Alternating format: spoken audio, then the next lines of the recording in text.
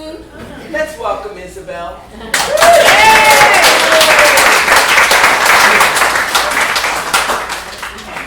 Good afternoon. So my name is Isabel.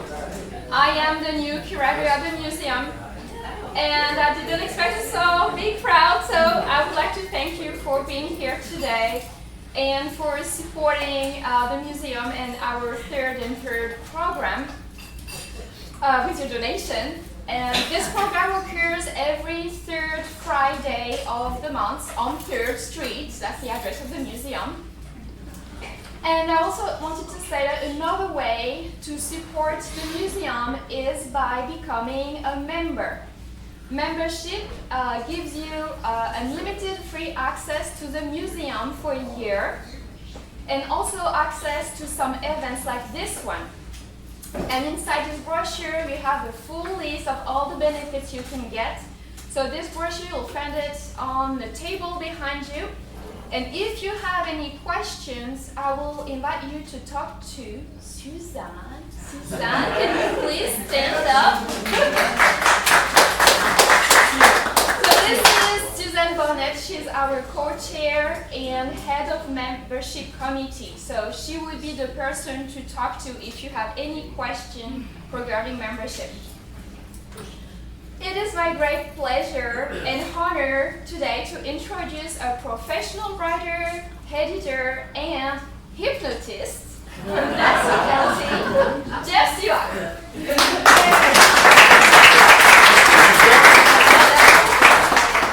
He released his last book last April, The Hidden History of Amelia Island.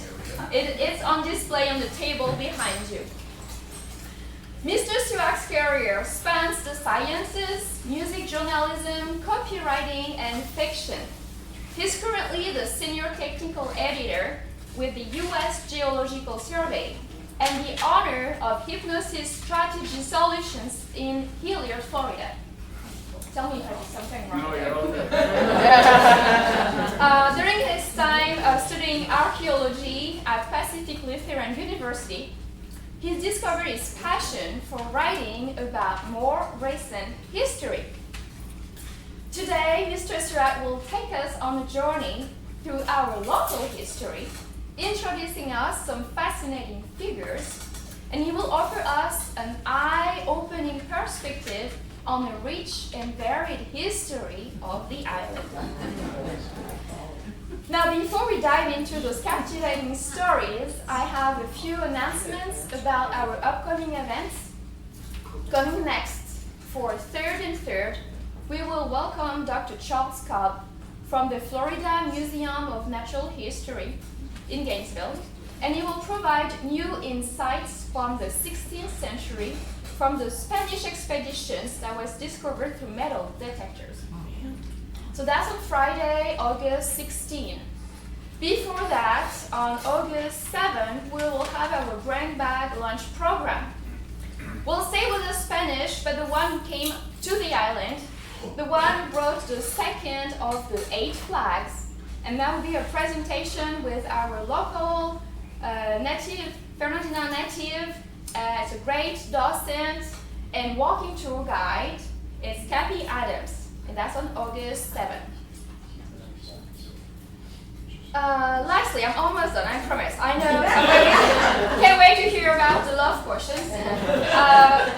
Please turn down your phone.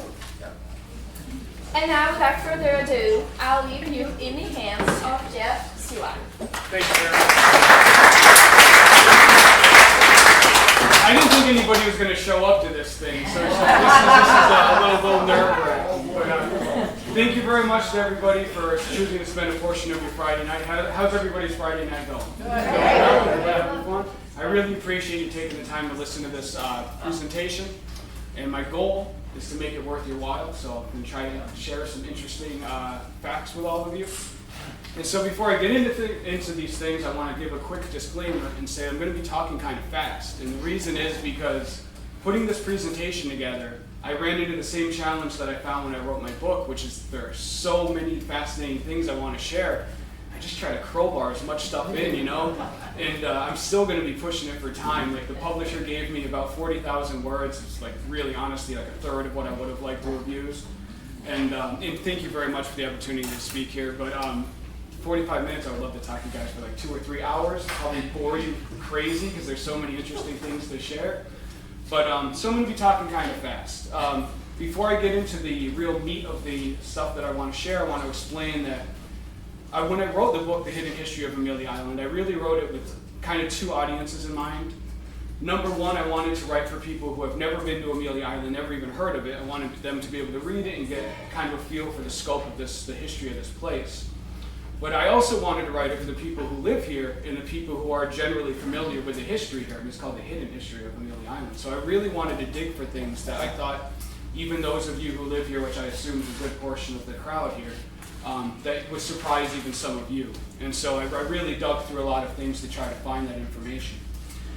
And now I also want to say that in addition to that, I approach this book differently than people usually write books of history. You know, usually when somebody writes a historical book, they're looking for a snapshot in time and trying to write a neat, narrative to encompass that period of time. And obviously that's perfectly good reasons for that. I'm not trying to disparage that at all. But with my particular book, I really wanted to look into like the cracks and crevices of these narratives and find the oddball things that happen that don't usually jump out when you're looking at the general narrative of any given time. And really, has anybody here read Cannery Row by John Steinbeck? Holy cow, this is amazing. That really makes me happy. It's one of my favorite books ever written, and I read a lot of books, so that book being in my top 3 to 5, it's in auspicious company. But with Cannery Row by John Steinbeck, most people know Steinbeck, Grapes of Wrath, or Of Mice and Men, but Cannery Row is my favorite book of his, and there's kind of a loose plot thread that runs through it, but really it's just an excuse to introduce you to all these fascinating characters on Cannery Row, which is Monterey, California. And to me, the book is really just a celebration of life and a celebration of human beings. And that was really how I was trying to write my book. Now, whether or not I've achieved that will be up to everybody who reads it to decide, but my aims were more literary, maybe something closer to art than they were to scholarship, though I want to be clear, I spent a lot of time poring over old newspapers, old archives, both in this museum and elsewhere, reading a lot of white papers written by scholars, which is a great place to find information, by the way, because they're written so dryly that most people don't take time to read them. So if you get into them, you can find all kinds of interesting information. And then the publishers with Arcadia Publishing, they were great. Their copy editors followed me up, fact-checked me, all that. So the scholarship's taken seriously, but my aim was really more literary, and more literary than scholarship. So it was kind of, as I researched this place, I kind of just fell in love with the history of this place. And the book is kind of like my love letter to Amelia Island. It's kind of how I perceived it. But before I start getting into the interesting facts about the oddball people that I have to talk about today, I'm going to read a bit of an excerpt from the book because it serves well as an introduction to the presentation that you're about to hear.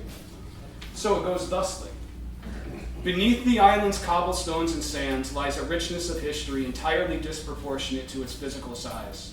Amelia's bones are composed of pirate treasure, literal and metaphorical, shards of ancient pottery, slave chains broken and tossed aside, astounding tales of bravery, scenes of savagery, and a polite dash of madness. Maybe more than a little polite dash of madness. Amelia has been the stage for terrible follies and fantastic triumphs that still hold the power to inspire centuries after their occurrence. The island is loved today for its mellow vibe, its quaint downtown, and its beautiful beaches, but blood has been spilled on these sands. And buried here are the crooked skeletons of men and women who endured severe physical hardship to transform this island into a home. 8 different flags have flown over Amelia. Some, such as the Spanish and English flags, are recognizable today. Others, such as the Green Cross of Gregor McGregor and the Patriot flag of General George Matthews, were tossed aside as quickly as they were hoisted. Meanwhile, figures such as Abraham Lincoln Lewis and Salicito Mike Salvador helped make Amelia a cultural and commercial landmark. All those stories will be told in the tome currently in your hands or in the presentation you're about to hear. The island owes its richness of history to multiple variables, but in particular to 2 peculiarities. First, Amelia possesses one of the deepest natural channels on the eastern seaboard, and second, its geographic position made it a strategic nexus between world powers and the common people traveling between them.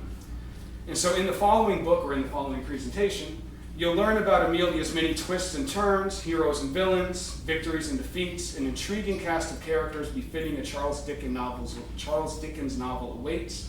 And so with that, friends, let's get digging. Now, when I was preparing this, because we're in the museum, right? Everybody knows this used to be the county jail.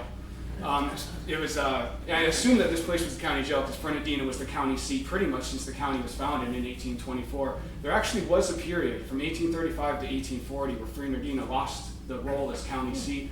No one's really sure why, but it was moved to a place called Courthouse Ditch, which has kind of been lost to history. It's in between here and Kings Ferry. It's like roughly 20 miles west of here. The accounts, which were very scant, obviously, from that time, but apparently just like commerce just dried up so much on this island that it wasn't feasible to continue having government infrastructure here. And so it moved out to Courthouse Ditch, and man, I looked and looked, and I just could not find much about Courthouse Ditch. There really is not much out there, other than the fact that it was the county seat for a brief period of time. But because this was the jail, I wanted to dig to find a couple little like stories, some drama maybe to share with people. And so I was digging through old newspapers, and I found a couple of things. But it's interesting when you read really old newspapers because they'll have a whole newspaper sheet, and it's just one chunk of text after the other. Each like chunk is telling like a novel's worth of information. You only get like 5 lines in it. So you have all these hints and implications of these big stories, but you don't really get to see the full breadth of what's going on behind them. But I did find a couple things that I thought were interesting. So number 1, September 30th, 1890, a deputy marshal identified only as Allen, that's all the paper just calls him Allen, killed a man named William Green during the quote-unquote election trials. And I have not had time to look into this. I don't know if there was some actual like election intrigue or if election trials was a term that they used back then. I'm not really sure. But so this man, he killed William Green, but then this was a deputy marshal that did this. And yet there's no real like meat to why he did this. It just has this one little chunk of information. But then he kills the deputy sheriff Robinson and helps everybody break out of this jail. So this jail has been home to a couple jailbreaks. And the second one, or at least a couple, there might have been more. The other one, October 15th, 1909, there was a man named, they only called him Royals, R-O-Y-L-E-S, and he was in here for murder. And him and 3 men overpowered somebody they only called Jailer Thompson, and another prison break. So there's been a couple dramatic prison breaks here. And then there was also executions are not a real pleasant topic, but they're kind of interesting. And there actually weren't that many executions here in Fernandina Beach, but one of them is interesting because it had nationwide news coverage. I found stories about it all the way out in St. Louis, Missouri. It was a guy named Merrick Jackson. Has anybody heard that name? Yeah, it's a wild story. It's actually told at more length in my book. I don't want to go too much into it because it's kind of brutal, but he went out to a fair out at Kings Ferry. Nobody knows why. It had nationwide news coverage, but nobody discusses his motive. He goes out there to Kings Ferry. He has a stick with lead in the end of it. Goes out there looking for a guy named George Ferguson. He gets there. He's at the fair. He comes out of this house and he sees Ferguson with his friend John Thomas, and they're sitting there talking to a woman. Merrick just descends on him with a stick and just starts beating him down. And he killed one of the guys, but the guy he was actually looking for, Ferguson, was able to escape, presumably while he was finishing the job on this guy, which is pretty brutal. But then you would think that after this he would cool down a little bit, but no, he goes home to get his gun to finish the job. And the question I had was, why didn't he just bring the gun in the first place? And so it's actually the people of Kings Ferry surround his house. And they drag him outside and they take him to the law. And he was brought here to the county jail and he was executed on the north side of the jail. And it was just really interesting because, like I said, there was a lot of news coverage about it. It was apparently a rather scandalous thing to happen at the time. But, all right, start out with the pleasantness of execution. but now we're going to get into a couple of the characters that I find very odd in a very endearing way. I like oddball people just as a generalization. And one of them was a woman named Felipa the Witch. Is this a name people have heard? Yes. Oh, she is more widely known. All right, so Felipa's really interesting because there's only like maybe a total of 300 words about her, and yet she's kind of taken on this mythic status, which I'll get into. But a lot of what we know about her is May 11th, 1811. The Spanish governor, Enrique White, he ordered a guy named George Clark, who was a surveyor. And George Clark was an amazing man. He's in my book, but I don't have time to talk about him today. But he wanted to rezone the entire city. People had already been living here, but the Spanish had passed this thing called the Law of the Indies in 1573. And this Law of the Indies had a very specific layout for how towns and cities were supposed to be built. Number one, it had requirements for where you could build a town, the Spanish colonial powers. But it also had very specific requirements on how it had to be built, like right down to window dressings and things like that. And so Enrique White has George Clark. What they're essentially taking is a two-dimensional map, and they're laying it over the actual city and forcing the city on the ground to conform to the two-dimensional map. And so what that means is a lot of people's houses and property lines are now running through the new grids. And in those instances, the people, in some cases, they literally dismantled their house and rebuilt it in a different orientation, which is pretty wild. But what we know is that Felipa got a couple plots of land out of this. Oh, and I should say, they made sure that if people did lose their land because of the new zoning, they were given different plots elsewhere. So they made sure everybody was properly compensated, which is actually kind of surprising. Back in the day, they didn't seem to really care about that kind of thing, but apparently they did. And so in those zoning records, we see the name of a person named Felipa the Witch. That's interesting. It actually says Felipa, in quotes, the witch. And she pops up in a couple other places too. And she's a really interesting person because we don't know much about her, but what we do know is that she was a freed slave who came down. This really amazed me because she was a freed slave and a woman in this time, but she owned land. But not only did she own land, but she was known as a witch, and she sold love potions on Lady Street. Now, it's suspected that Lady Street was for ladies of the night, and prostitution. And so I surmise that the love potions were probably like some kind of aphrodisiac, but I don't know that. They only called them love potions. They were. Oh yeah? And she also, and Lady Street, by the way, it mainly catered to the soldiers that lived that were at one of the local forts. And so, and I just find it fascinating that this woman was apparently openly practicing. I think she probably wasn't a witch. I think she was probably like practiced hoodoo or something like that. Back in the day, anything outside the Christian canon, they would just call it a witch. But knowing what we know about how the African Americans brought their spirituality over, I think it was probably some form of hoodoo, like some form of folk magic. But whatever, it doesn't really matter. And so, I just find that very interesting that she was part of the community. She wasn't being driven out of town. She wasn't being, killed or anything like that. She was allowed to do this. And she actually pops up in an interesting place, too. There's a guy named Frank Slaughter, who was one of the biggest novelists of his time. Really, a man you could admire and resent at the same time, because he was a wildly successful medical doctor and a wildly successful novelist, all at the same time. And he lived to be like 94 years old, so talk about a guy that just had it going on, But he lived to be 93 years old, sorry. But he includes Felipa in his book, The Golden Isle, which part of it is set here in Amelia Island during the time of the slave trade. And it's interesting because Felipa, she has a pretty important role in it. She's like his medical assistant, and she knows how to make like medicinal herbs and things of that kind. But she also shares wisdom about like the nature of women and the nature of love. And so she has a serious role in the book, which is just interesting, because like I said, there can't be more than 300 words of like historical documentation on her. It just sparks the imagination, Felipa the Witch. But another character, Uncle Jimi Drummond. Anybody know Uncle Jimi Drummond? Oh man, dude, I love this guy. I came to admire him so much. This man had no credentials whatsoever. He spent most of his time living off the land here in Fernandina Beach.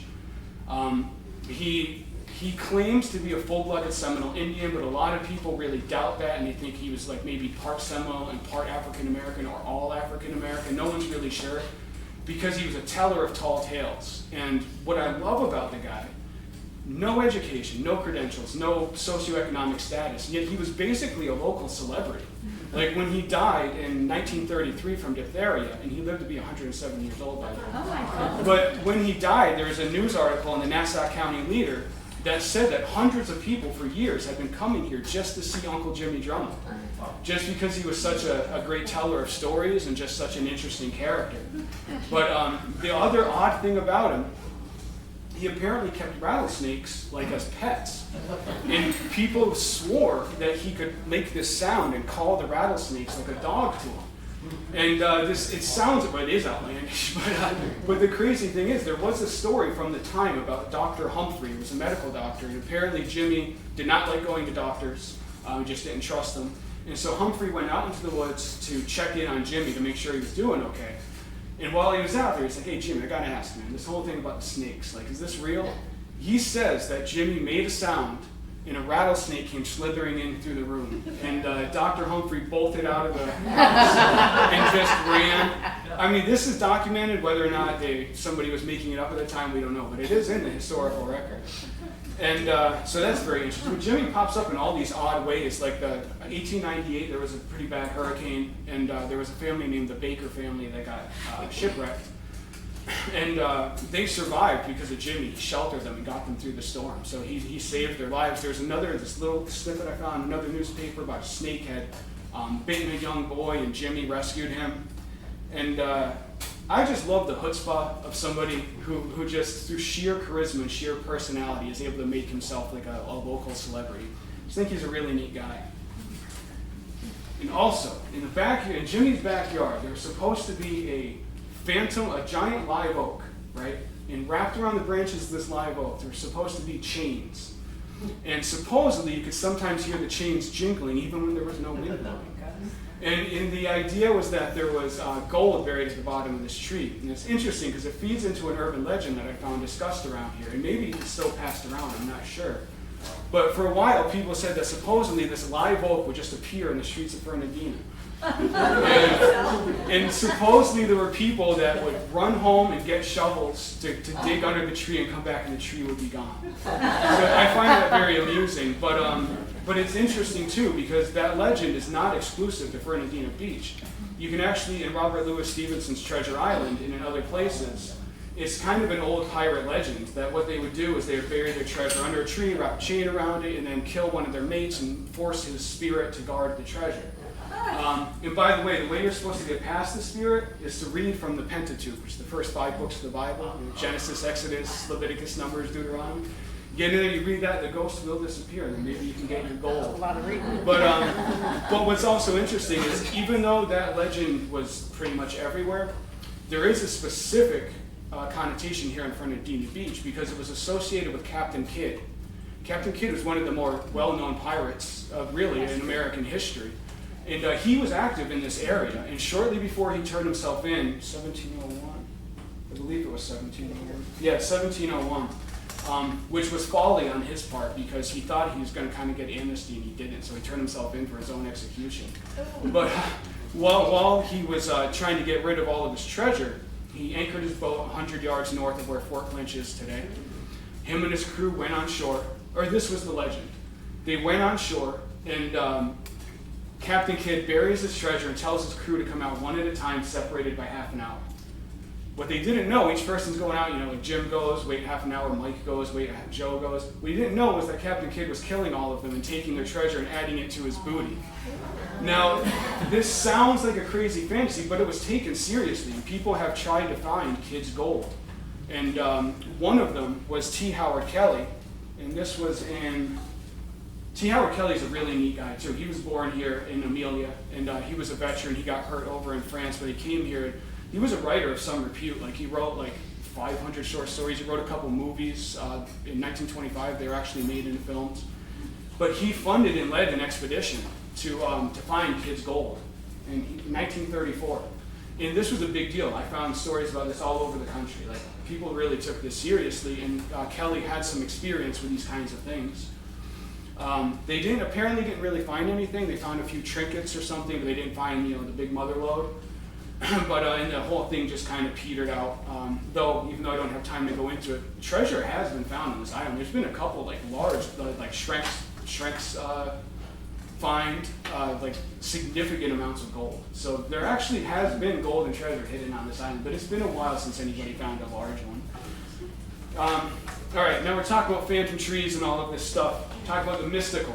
I want to talk about the Sisters of St. Joseph, who are from France, by the way. Yes. And so the Sisters of St. Joseph, they're a Roman Catholic order founded in 1615 in France. 1866, a bunch of them moved to St. Augustine, and they were educating the African Americans. They educated both the kids and the adults, because this was a time where they didn't have access to education. These women were amazing, because not only did they teach them, but they weren't being financially supported by the church. And so they would also teach the French language, they would sell art, they sell crafts, and they would teach music and art and I think writing, but I'm not really sure. But basically, they were having to work as they were serving the community for free and trying to educate these people that had no other options. They were amazing women. But in 1877, we had the worst yellow fever outbreak in Fernandina's history. I could tell. I looked, there were about 3 historically noted outbreaks, and this one seemed to be the worst. 1,100 people got sick. 94 died. And at that time, 1,100, by all accounts, this city was basically just one big infirmary. Everybody was sick. And the sisters they went out to help with these people with yellow fever, the amazing women that they are. And 2 of them died from it. And the names were Mother Marie Céline Joubert, and I'm sorry, I don't speak French, I'm probably butchering those. Oh, thank you very much. And then Sister Marie de Sales Kennedy. That does not sound French, does it? But they borrowed their name here. They changed their name. Oh, right. But so they passed away from the yellow fever. They were buried at the Fernandez Reserve burial grounds. But they were exhumed sometime later and moved to Bospello, and they're in Bospello today. But the undertaker swears that when he dug up the bodies of these 2 women, he was hit with an overwhelming scent of roses. And then when he popped open the caskets, the bodies had not decomposed at all. He's on record saying this happened. And it's interesting because you read this about Catholic, or really various spiritual traditions, really. People who reach a certain level of enlightenment or proximity to God, or just however you want purity or whatever, and their bodies don't act in death the way that we expect bodies to act in death. Now, whether or not that's true or not is for everybody to consider, but I think it's fascinating. Even if it's not true, it's at least a beautiful story. Right? And so when we're talking about all these interesting individuals here in Amelia, one of the things that I love is that it's baked right into the name of this island, right? Because researching this book, I just came to look at this island as basically one big stage that this incredible drama has played out on, And what I love is that Princess Amelia, she has a love story in her life that's like a Shakespearean tragic love story. Everybody knows Amelia, well, not everybody. Many people know Princess Amelia was the name for this island. But number one, she was a very interesting woman. She was very stubborn and very individualistic. She was known for taking snuff and playing cards, and apparently a woman playing cards at that time was absolutely scandalous. Her house, I found this detail funny, her house was always full of dogs and stink. So she was just this kind of an individualist. But she was also a very sweet woman. She cared for the orphans around out of her own money. She had a soft spot for orphans. But so she was also in love with Frederick. Trying not to look at my notes, but I want to get this right. Prince Frederick, who was the son of Frederick William. And Frederick was in love with her as well. But Frederick's father did not like this arrangement. So Frederick's father did everything that he could to break them up, including he threatened to take away his inheritance, saying you're not going to get the crown when I die. But he still loved Amelia so much he stayed with her. He didn't stop until the father was going to actually throw his son in prison unless he left Amelia. And so he was forced to leave Amelia, but Amelia never stopped loving him. She never married, she never had children. The story was that she had a little locket with his picture in it. And sorry I didn't write this, I think there was something about her last words or something about him, but that part I'm not entirely sure about. But the point is, this woman, this tragic Shakespearean love story, and that's who this island is named after. Can you find, not only is Amelia just a sonorous and beautiful name, but her story itself is just really, to me, very dramatic and really kind of touching. And another one I want to quick, while we're talking about difficult, stubborn women, I want to quickly say that Zora Neale Hurston, anybody know that name? Yes. No. Okay, some people. She's one of my favorite writers, and I heard that she was one of early America's great writers, and she's also very important folklorist.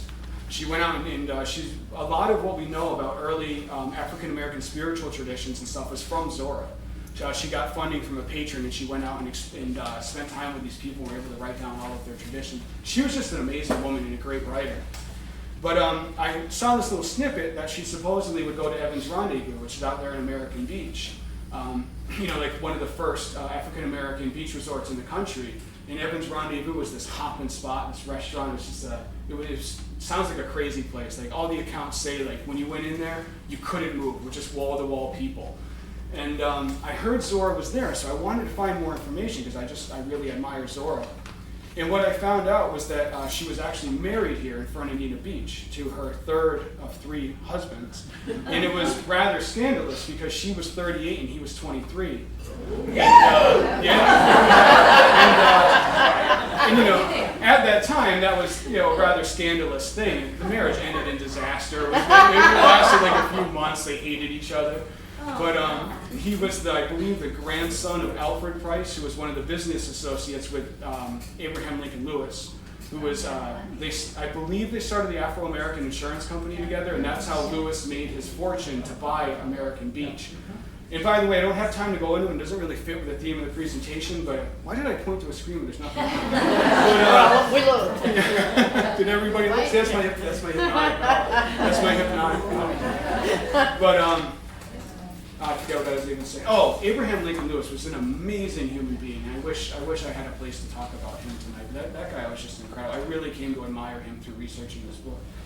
But anyway, now on to some adventurers.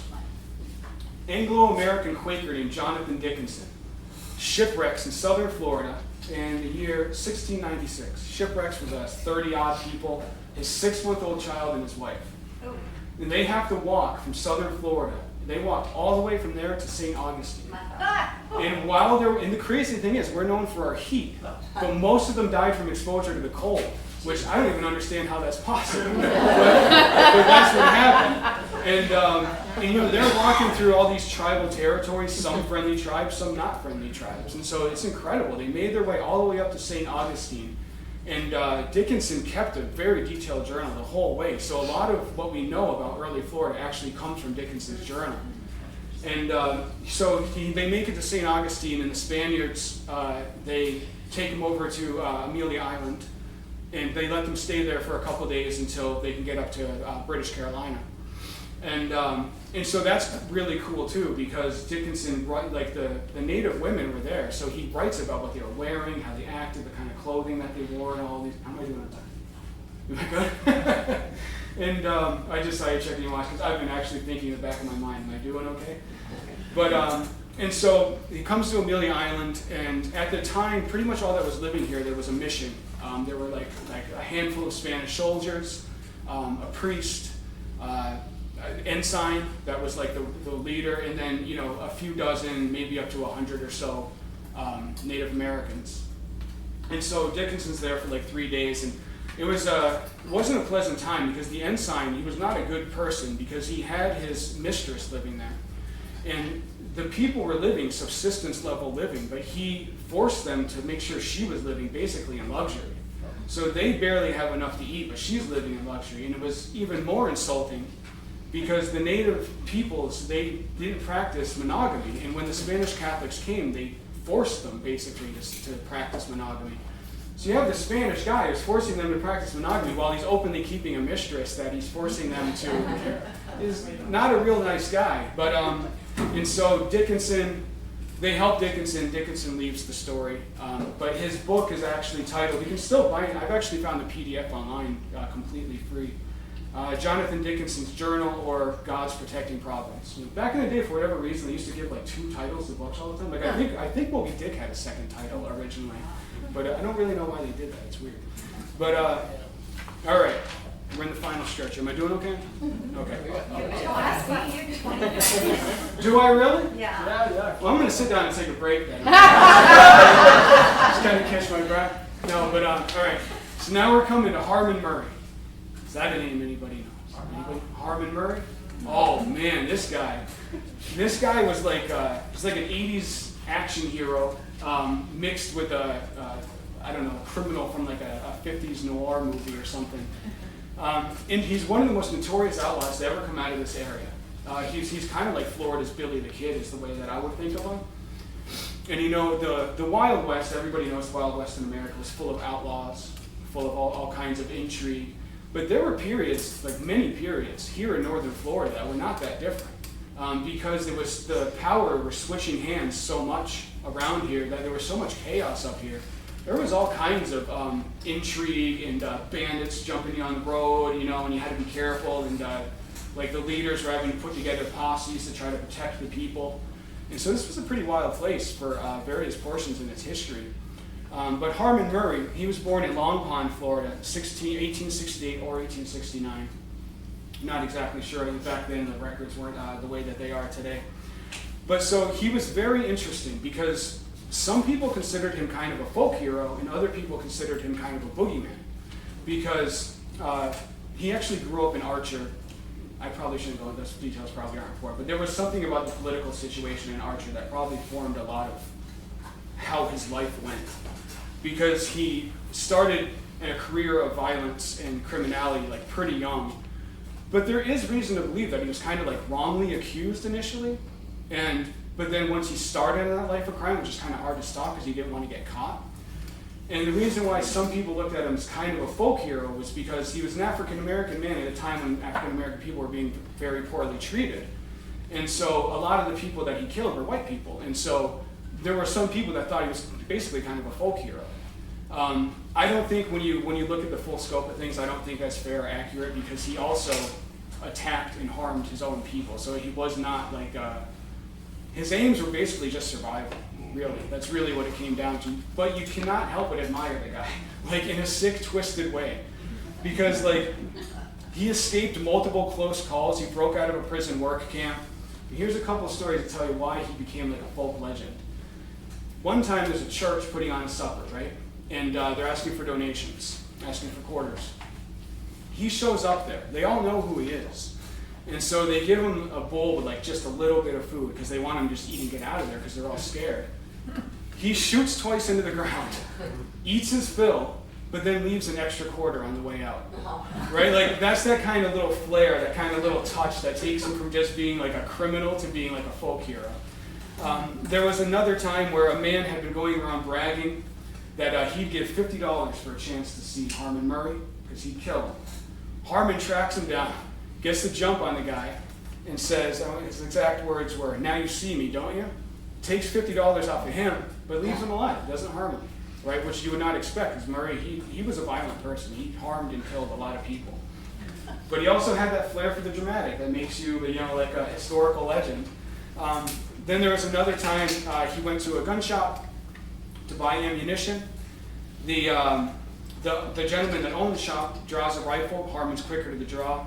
Harmon was known for being very fast. Like that's the thing that comes up a lot. He was very fast and very athletic. He wasn't a very big guy, but he was like lightning quick.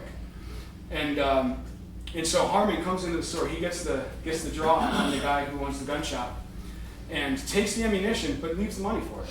Not only does he not harm him, he doesn't even steal from him. He leaves the money. And those are the kind of little like distinctions that I think made him appeal to some people. But where he played, so he was active all around northern Florida, somewhat in southern Georgia. And but where he comes into Amelia Island was in March 16, 1891. He was on 10th Street, which I don't know where that is from here. But he was on 10th Street, and his sister lived here, and so she was giving him a place to hide. But the sheriff and his posse found out where he was, and so they surround the house. Right? I think there was like 20 of them, if I remember correctly. Just Harmon Murray, just this one guy. The sheriff, I want to get his name, Sheriff Joe Robinson, walks up on the porch. The second he gets up on the porch, a gunshot comes through the window, blasts him right off his feet. And this is like something from an 80s action movie. Harmon Murray comes jumping out of the window, hurling lead. He's shooting all these guys. He hits several more guys. He gets hit himself a couple times as well. But he escapes. And like, that's hard to even believe that actually really happened. You know what I mean? But it did. And poor Deputy Sheriff Joe Robinson did die from his wounds. Nobody else died, but he did hit a couple other people with his shots. And it did kind of lead to his eventual end, because that kind of upped the ante and they increased the bounty on his head. And he was eventually shot, and that story is very interesting too, because it was an associate of his who, once the money got enough, the guy just wanted the money. And so Harmon went there to enlist his help to go. He actually said, "I'm here to kill some crackers." That's what he said to him. And he said, "Will you help me?" And the guy said, "Yeah," but in his mind the whole time he just wanted the money. So he followed him out. It was roughly 4 a.m. They were out in the woods, and he shot Harmon Murray in the face. We're just going to come out and say he shot him right in the face and killed him. And really kind of a telling of the time is that you can see newspaper articles where they kept his body out on display so people could see it. For a couple of days, it was announced in the newspaper, like, "You want to come see Harmon Murray's body? We've got it." And yeah, I don't know if that was an entertainment thing or just because, like I said, he was kind of a boogeyman, so maybe there was some like cathartic value to seeing this horrible person dead. But also, there wasn't a lot of entertainment back then, so maybe it was kind of I don't know exactly what would motivate somebody to go look at a dead body on the side of the street. But another outlaw, Bandit McGirt. This guy is also interesting. His name was Daniel McGirt, and he's one of the most studied early American outlaws. Like, there's been a lot of scholarship done on this guy because he was actually a war hero. He was a war hero in the Revolutionary War. And he came from like a family of some repute, I believe, like some standing. But for some reason, after the war, he just became an all-out outlaw. There was no folk hero to this guy. He was just out there taking people's money. And you can find quite a bit of scholarship written on this gentleman because he was such an intriguing character. And he just, frankly, he raised hell up here in northern Florida for a while. He was like a real problem around here. But where he really came into the story of Amelia was in 1783. That was after Spain took the island, and they gave English citizens here 18 months to get out, right? And so it's kind of generous in really 18 months because if you read about like this Spain and the British, they had some periods where they just had showed each other no mercy. But they showed them some mercy, said you have 18 months to get out. But obviously it was an entire island of people leaving. And so there was a lot of chaos during that time, and that's when McGirt just came swooping in. I mean, this was like prime opportunity for him. And so he was just picking people off all around north as they were trying to get up into Georgia. He would just jump them on their way up there and just robbing all sorts of people. And eventually Governor Zapatas, I think that's how you say it, it's the Spanish governor, he organized the posse and they were able to successfully arrest him. He was imprisoned in St. Augustine and moved to Havana in 1785. Oddly, they didn't execute him, which is, I don't understand what the standards for execution at that time were. Because like there's some people that they seem to execute for killing one person, like Merrick Jackson. But this Bandit McGirt was a notorious outlaw, and they let him live. And while he was going to the Havana jail, he actually jumped off the ship and he escaped to East Florida. And he lived. He was caught and sent to the Bahamas. His fate was kind of hazy, but it is believed that he lived and hid out in Georgia for the remainder of his life, and that he basically lived a normal, full life from that point on. But nobody's really sure. He kind of disappeared from there. All right, just got a couple more. I got one that I find hilarious, and then one that I find very inspiring. And so I'm sure a lot of you are aware of this first one. The Gilberto? Yeah, you know what I'm talking about? Thanksgiving Day, 1977. Let me say before I get into this, I'm not trying to make light of the drug trade. What I find hilarious is the complete folly and foolishness of the men involved. So, Thanksgiving Day, 1977, it's believed that they were off in harbor and they loaded up a lot of marijuana. I mean, an enormous amount of marijuana. And they were coming to distribute it through the United States, but they got lost in the fog off the shore. And so they just ran their boat right aground. They just ran right up onto the beach with a boat literally full of what they ended up getting. They were found guilty of trying to distribute 24 tons of marijuana. So when I say this was a lot of marijuana, I mean it was a lot of marijuana. But like, to add to the folly even more, they wreck the boat and they think, well, what do we do? let's light the evidence on fire. And of course, all that accomplishes is there is a plume of smoke coming up from the beach. And that's what helps everybody find them even easier. The scene that is, exactly, the scene that is described is hilarious because the cops are there trying to put out the fire, right? Trying to get the marijuana off so they have evidence. But while they're doing this, all the young people from town are running around because there's literally just marijuana distributed all over the place. They're just shoving it in their pockets, and the cops are trying to keep this cool while trying to save this marijuana. And they did save 27 bales. And also, a funny thing, I was looking through newspaper stories, and just like a week before this event happened, there had been a news article published in Fernandina Beach News Leader, and the title was "Marijuana Smoked by All Kinds in Nassau County." And I read the article, and it was basically a pro-marijuana article, like saying, like, hey, let's accept that everybody's smoking this now. And it came just like a week before this gigantic folly of a drug bust, however you want to frame it. So I just found that ironic and really funny. So the three men, they were Cuban Americans. They were taken to prison, obviously.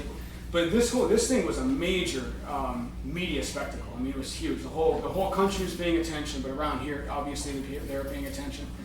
But while this is going on, there's a guy named Paul Ryder. And I would love if Paul Ryder's still around. I'd love to talk to this guy, because he made commemorative shirts that said, Thanksgiving 1977, Fernandina Beach, Florida, 25 tons. And the men who were actually on trial, the three Cuban Americans who were doing it, they actually requested shirts, and he got them shirts. So they had these shirts on. And 2017 was the 40th anniversary of this event, and I'm not familiar with this, but PJD's Beer and Wine Garden, which is,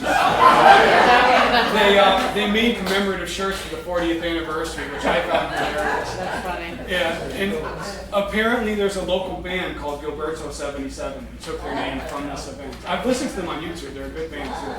People haven't gotten a chance to listen to them. But yeah, I just find that story hilarious. And then so the final story is one that I personally find, it's sad, it's tragic, but it's also inspiring. And it spans so much time that it makes it interesting. It starts March 13th, 1954.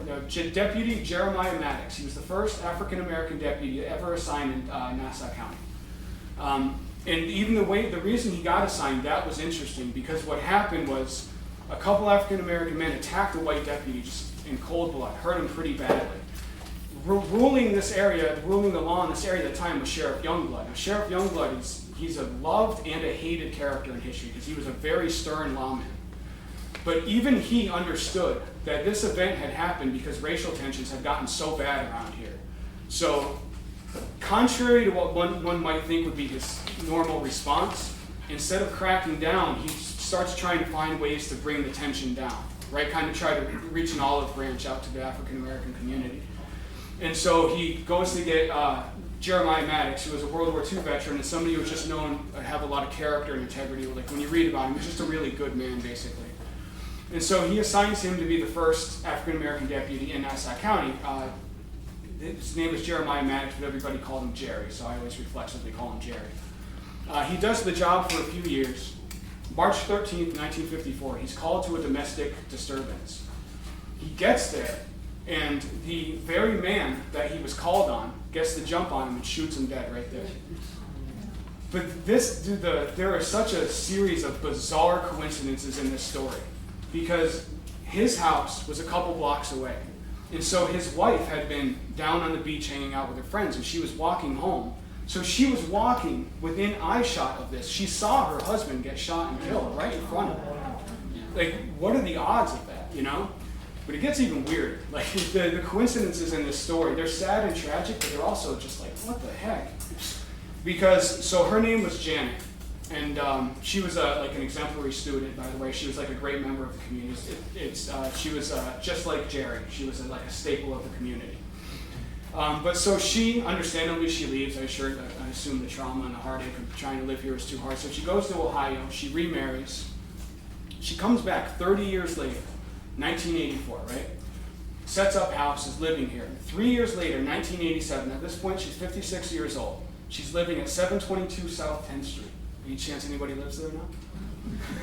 I'm just joking, So she's living in this house, which happens to be directly across from the house where her husband was killed 30 years earlier, right? Now that's kind of weird. But, Fernandina Beach, it has it's like if you look at, obviously every place has its crime, every place has its secrets and its shadows, but this place is generally free from violent crime. You don't see a whole lot of cold-blooded murders here. And yet, Janet, in the house directly across from where her husband had been shot 30 years later, she gets murdered in her house. And it's like nobody can explain it, nobody understands, it doesn't seem to make any sense. Nobody can think of a motive. And I don't know if the motive, but let me get to that. And so there's a gentleman named James Lee Hall Jr. who's seen running from the scene, so he becomes the #1 suspect. They arrest him, they're asking him questions, he's saying he didn't do it, blah, blah, blah, blah. This other gentleman comes in and says, hey, I did it, I killed her. He confesses. And so they let James Lee Hall Jr. go. But then they do a lie detector and they find out this new guy was lying. He had been in the house at all, he was completely making this up. In that intervening time, James Lee Hall Jr. is able to escape. And he turns out he's in Denver, Colorado. And so this poor woman, Janet, her death goes unsolved for 30 years. And we're getting to the inspiring part, I promise. I know this is really sad. But her death goes unsolved for 30 years. But then, 2011, Fernandina Beach Police Captain Jim Coe, he retires. Now, instead of going to the beach to drink some daiquiris and relax, he decides to solve this cold case, which I find that so admirable. Like, I would buy that man a drink if I met him. Like, I really respect this. And so he spends the next couple of years, #1, trying to figure out who did it, like going back over the case, and he determines that it was James Lee Hall. But at this point, James Lee Hall, he's dead and he's buried in Denver, Colorado. And so Detective Jim Coe, I don't know if that's Police Captain Jim Coe, I don't know if detective would be appropriate. But so he has to go through all these legal wranglings to get the body exhumed so that he can get DNA from the body. And James Lee Hall Jr.'s family was resistant to it, but also, just think of the jurisdictional issue. This was a retired policeman from Fernandina Beach trying to get them to dig up a body in Denver, Colorado. Like, it took him a long time. But he ended up succeeding, and he solved the case. And so, obviously, that doesn't change the tragedy of what happened to Janet Maddox, but at least it gave some closure, and some respect to a woman who lost her life for no reason. It sounds like she was a great person. And so I find that very inspiring, and I also find the story interesting because it spans such a huge period of Fernandina Beach's history. And with that, that's my presentation.